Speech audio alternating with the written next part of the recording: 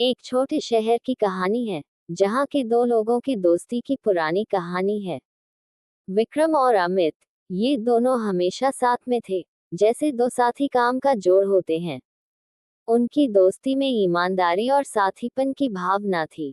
एक दिन विक्रम की जिंदगी में एक अनुप्रिय बदलाव आया। उसकी नजरें अपने दोस्त अमित की पत्नी अनुषा पर गई। अनुषा एक सुंदर और साहसिक महिला थी, जिसकी मुस्कान और आंखों में खोई हुई एक अलग ही कहानी थी। विक्रम के लिए ये केवल एक दोस्त की पत्नी नहीं थी, बल्कि उसके लिए एक नया आकर्षण और रहस्यमय सपनों का दरवाजा भी था। शुरुआत में यह आत्मा के भीतर की एक छोटी सी चीख ही थी, लेकिन धीरे धीरे विक्रम के लिए यह आदत बन गई।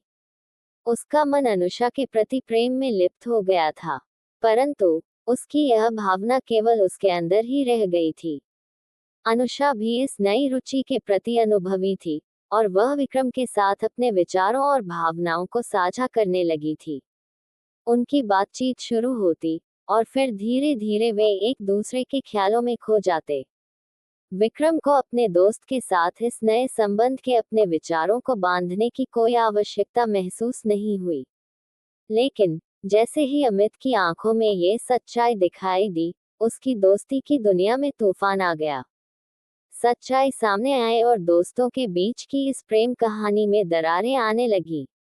विक्रम को अपने किए के पछतावे होने लगे, और अमित को अपनी पत्नी के विश्वासघात का दर्द झेलना पड़ा।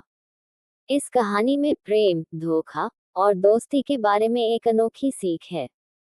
क्या विक्रम और अमित की दोस्ती इस अफेयर के बाद भी टिक पाएगी, या इस सच्चाई ने उनकी दोस्ती को हमेशा के लिए टूट दिया? अमित को पहले से ही संदेह था, लेकिन जब उसने अपनी पत्नी और दोस्त को साथ में देखा, तो उसके दिल की धड़कनें रुक गई। उसके लिए यह अचानक आ रही सच्चाई एक बड़ी चोट थी, जिसने उसकी दोस्ती को दाग लगा दिया।